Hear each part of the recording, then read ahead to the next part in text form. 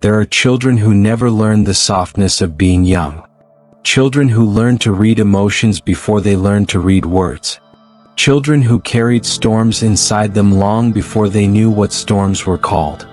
When the world asked too much too early, they adapted. Quietly, invisibly, they became the steady ones, the responsible ones, the brave ones. The ones who grew up before their time. And years later you can still see it in them. The calm maturity, the silent strength, the way they watch everything before they speak, the way they apologize for needs they never learned to express. This is the story of those children, not broken but shaped, not hardened but aged in a way the world often overlooks. This is the psychology of growing up too fast. There are moments in a child's life when something quietly shifts.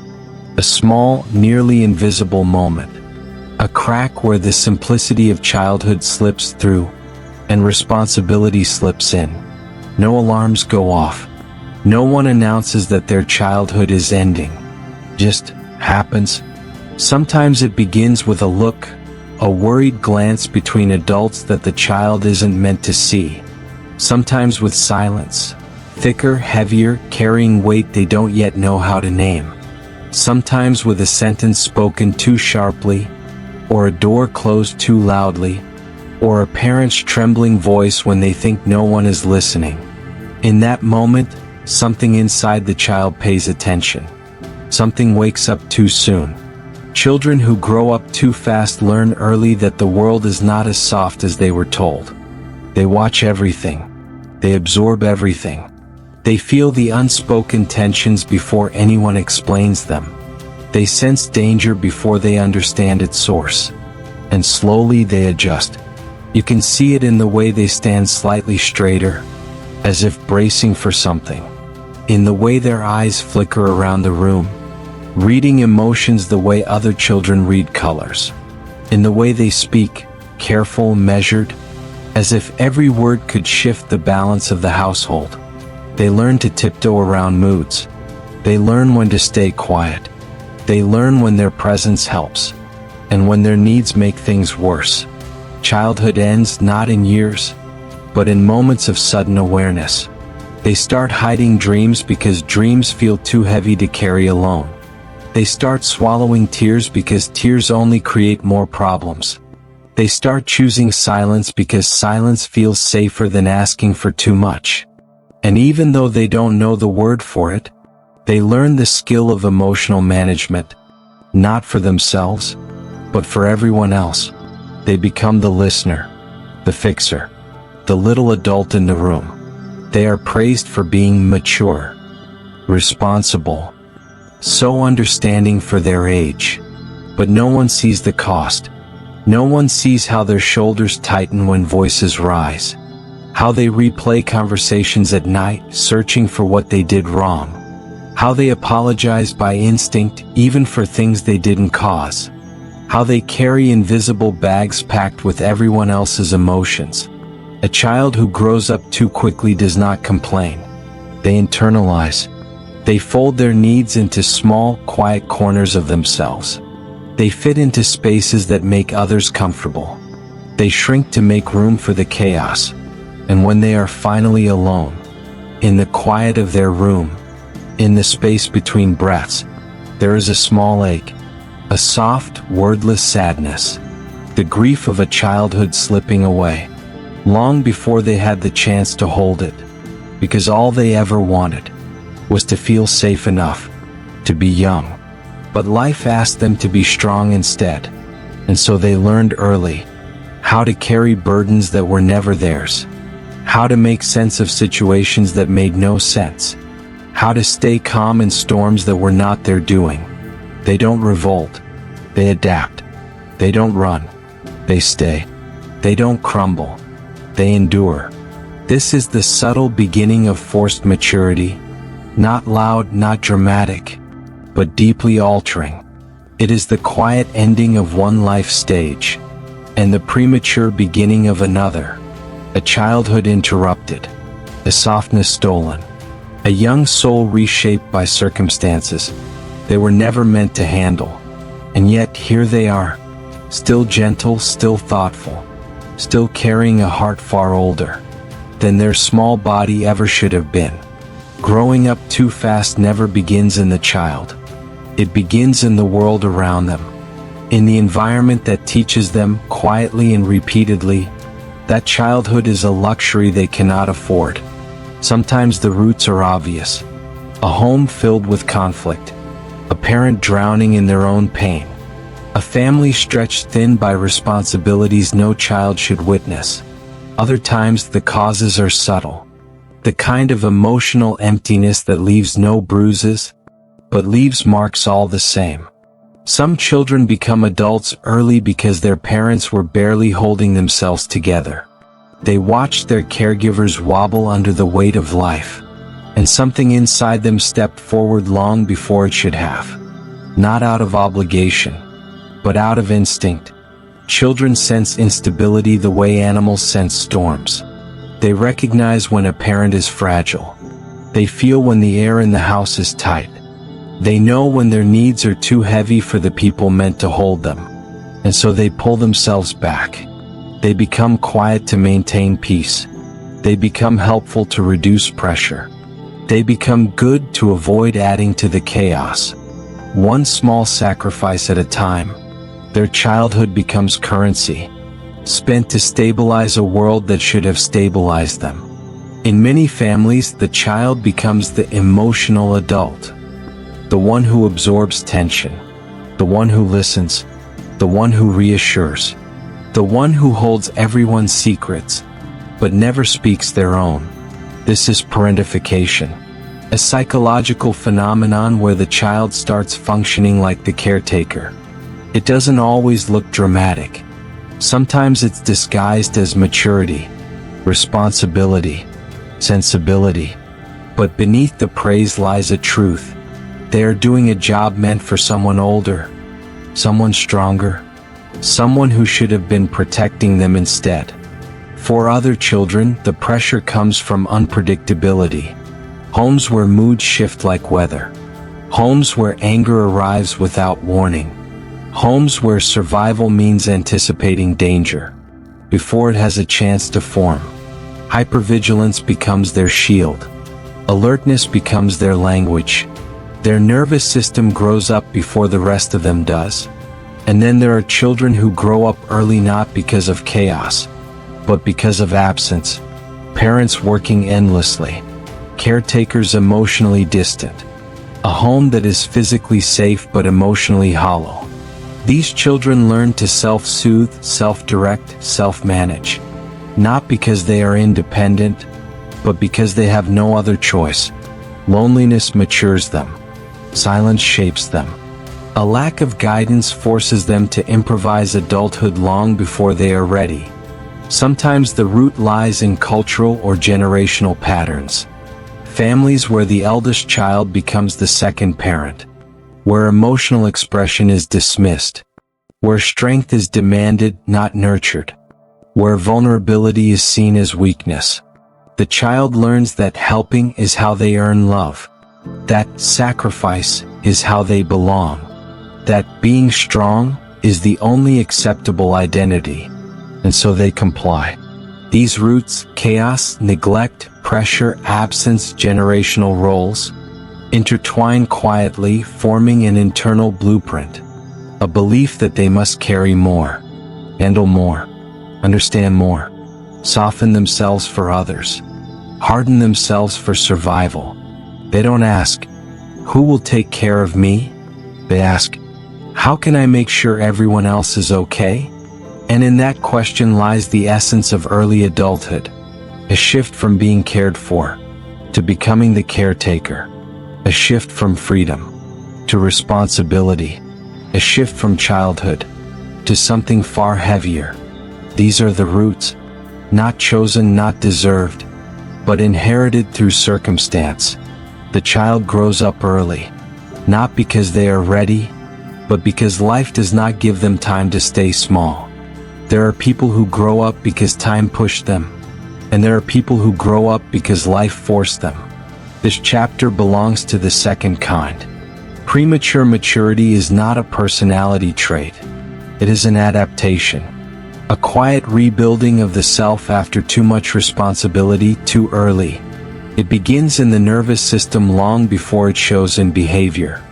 When a child is exposed to stress, unpredictability, conflict, or emotional imbalance, the brain activates a survival system. Hypervigilance, always scanning for danger. Fight, flight, freeze, always prepared to react.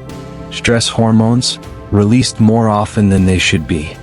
The child doesn't know they're maturing early. They only know they need to survive. So their brain rewires itself to stay alert. They become the kid who notices everything, understands everything, absorbs everything. This is maturity that comes from fear, not freedom. Children are supposed to be regulated by adults. But some become the regulators. They calm others. They carry emotional weight. They silence their needs. They learn responsibility before they learn rest. Their nervous system begins working overtime. They learn to suppress their own emotions not because they want to, but because expression never felt safe. Growing up early often means growing quiet early. When emotional safety is inconsistent, the developing brain forms attachment patterns that echo into adulthood. Anxious, always trying to keep people close. Avoidant, always trying not to need anyone. Disorganized, wanting closeness but fearing it. This creates an adult who seems mature, composed, self-aware. But inside they're still managing old wiring. Premature maturity is really premature self-protection. The mask of strength. People who grow up early often read emotions quickly, predict reactions, avoid conflict, carry guilt that isn't theirs, carry responsibilities they never asked for, appear wise beyond their years. But this wisdom was bought with childhood silence. They learned stability by becoming their own anchor. They learned maturity by being denied softness. And the world admires them, without ever knowing the cost, the gift and the wound. The psychology of premature maturity is a paradox. It creates resilience, empathy, insight, depth, but also exhaustion, hyperindependence, and emotional loneliness. It forms adults who can handle everything, yet secretly wish they didn't always have to. But here is the truth. You didn't grow up early because you were strong. You grew up early because you had no choice. The strength came later, and it is yours now, not as a burden, but as a testament to everything you survived. There is a specific kind of heaviness that belongs to those who grew up too soon, a weight that never announces itself, but lives quietly inside the body. It is not just responsibility. It is the memory of responsibility, the habit of being the strong one, the reliable one, the one who fixes, absorbs, and endures. On the outside they look steady. On the inside they are still negotiating with the child who never got to be one. The silent resentment. Growing up early creates an inner conflict no one sees. A part of them resents the weight they had to carry, resents the moments they lost, resents the chores that replaced dreams, the emotional labor that replaced innocence. But this resentment is quiet, because they feel guilty for having it. They think, I should be grateful. I shouldn't complain. They needed me. So the resentment stays unspoken, compressed beneath layers of humility and duty. One of the deepest wounds, the guilt of simply wanting softness. People who matured early never learned how to ask for help without feeling weak. They never learned how to rest without feeling irresponsible. They never learned how to need without feeling needy. Inside them lives a small voice whispering, can I ever just be held? Can I relax without earning it? Can I be young now, or is it too late? The longing is real. The guilt is heavier. Strength that costs too much. The world applauds their strength. But strength built from survival has a crack running through it. This is the paradox they carry. They are independent but longing for support. They are emotionally aware but emotionally tired. They are reliable but secretly overwhelmed. They are strong but craving a moment of fragility. Their strength is real, but it was forged in fire, not freedom. The exhaustion that never leaves. Premature maturity creates a kind of fatigue that sleep cannot fix.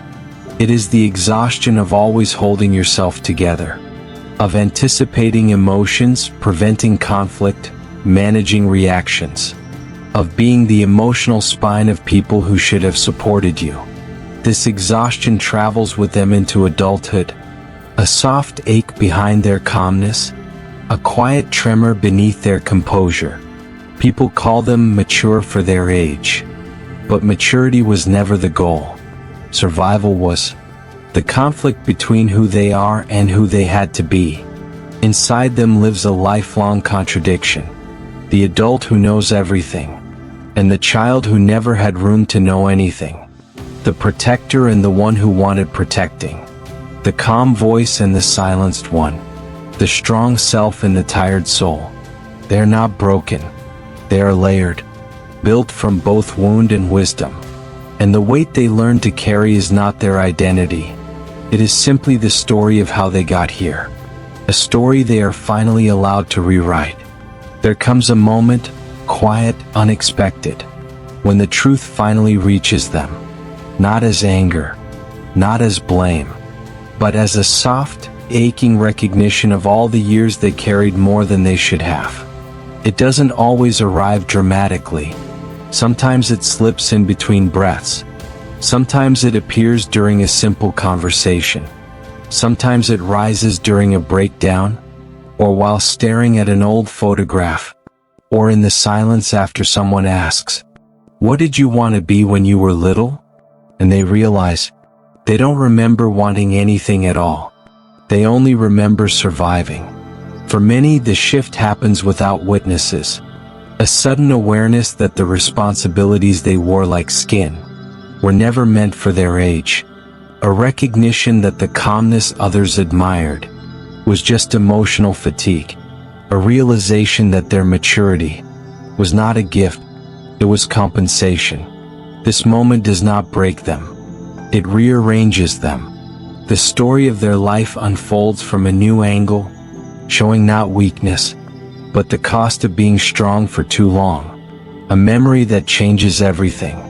Often the realization is triggered by something small. A childhood toy found in a forgotten drawer. A birthday candle that doesn't feel celebratory. A movie scene showing a mother comforting a crying child. A friend recalling carefree summers they never had. A younger sibling asking for advice. And suddenly they hear their own childhood echo back. The memory doesn't have to be painful. It simply reveals the truth. They grew up while everyone else was still learning how. And no one ever asked if they were ready. Seeing their own patterns clearly. With awareness comes understanding. Why they flinch at emotional chaos. Why they over-explain or over-apologize. Why they choose safe relationships over exciting ones. Why they struggle to rest. Why they feel older than their age, inside their bones, inside their silence.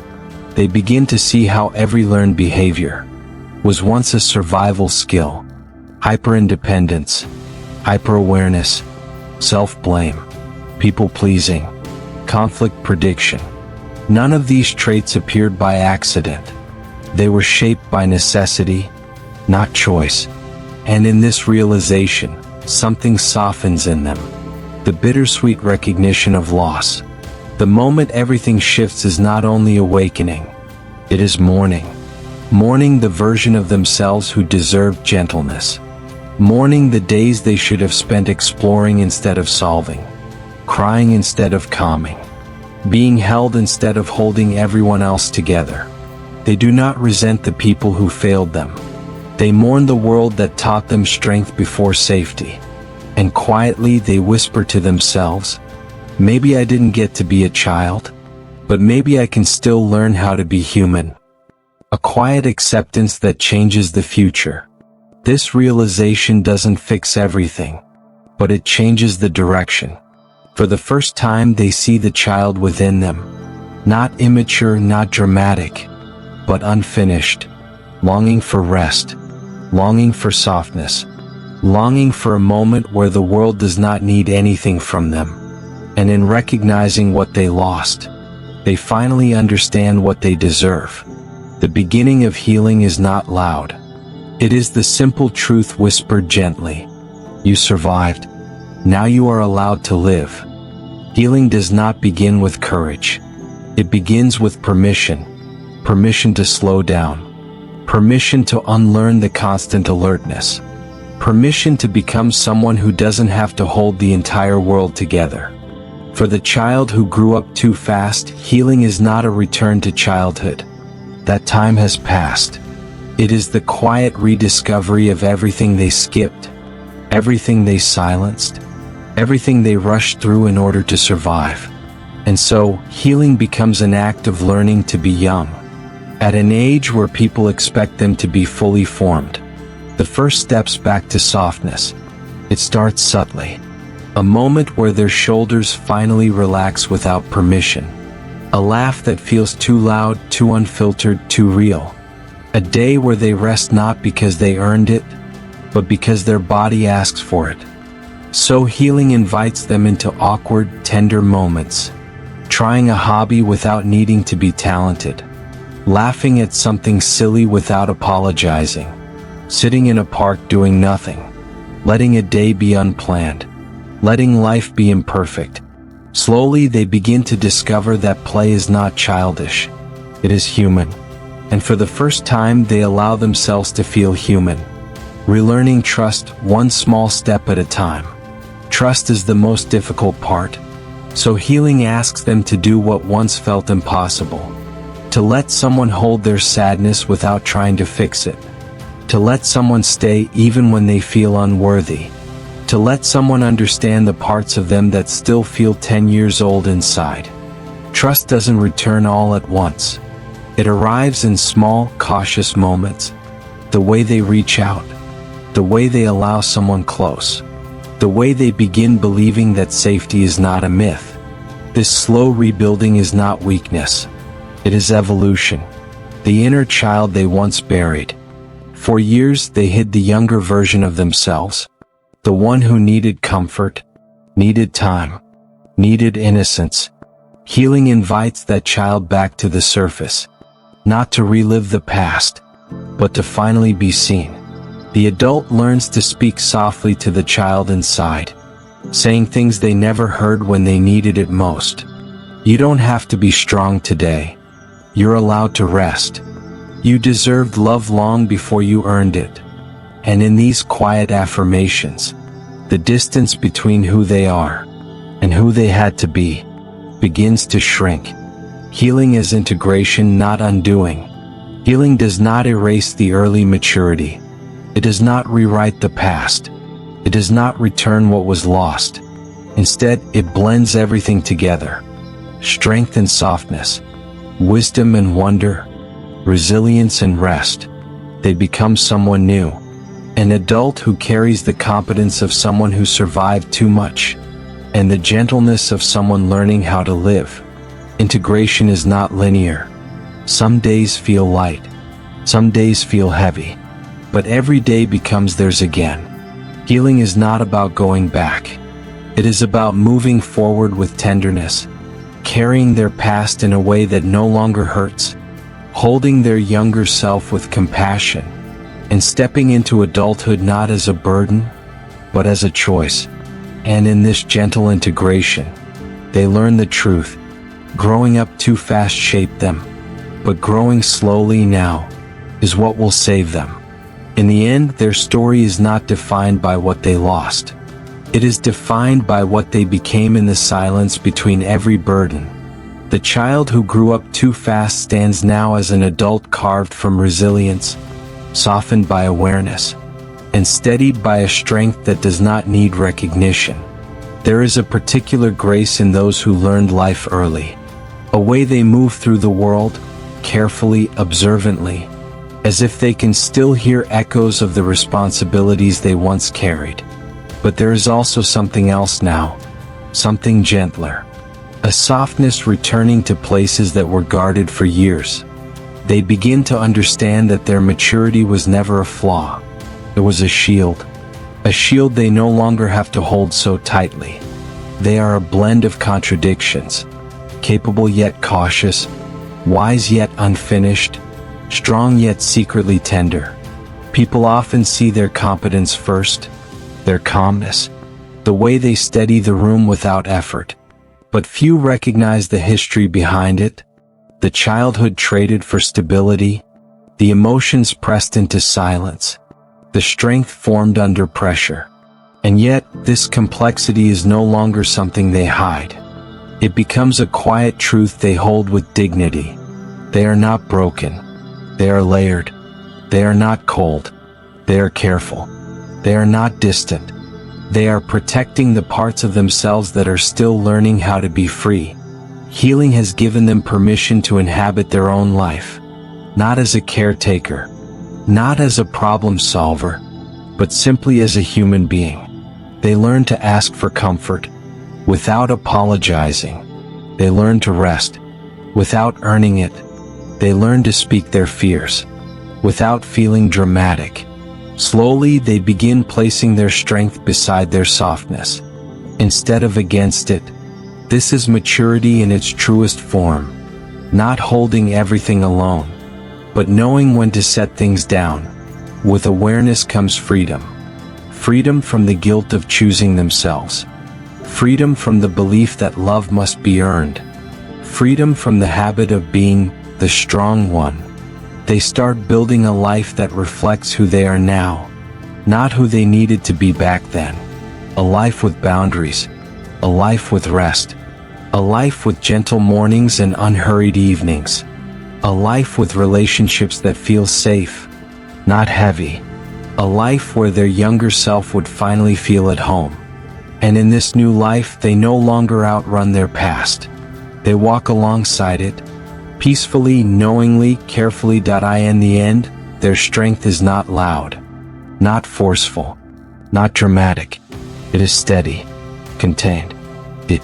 It is the strength of someone who has carried too much, and now chooses with intention to carry only what belongs to them. It is the strength of someone who understands pain, but no longer lets it define them. Someone who understands responsibility, but no longer lets it consume them. Someone who understands loneliness, but now allows connection to feel safe. This strength is quiet, but it is undeniable. Their journey does not end here. It deepens. Every step forward becomes an act of reclamation, reclaiming joy, reclaiming identity, reclaiming time, reclaiming the pieces of themselves that once stayed hidden in survival. And as they move through this softer, slower life, they begin to embody a truth many never learn. Growing up too fast gave them wisdom. Healing slowly now gives them wholeness. In the quietest moments, when their breath settles, when their shoulders loosen, when they feel a peace they once thought impossible, they realize they are no longer the child who carried everything. They are the adult who finally gets to choose what to hold. And that is its own kind of miracle.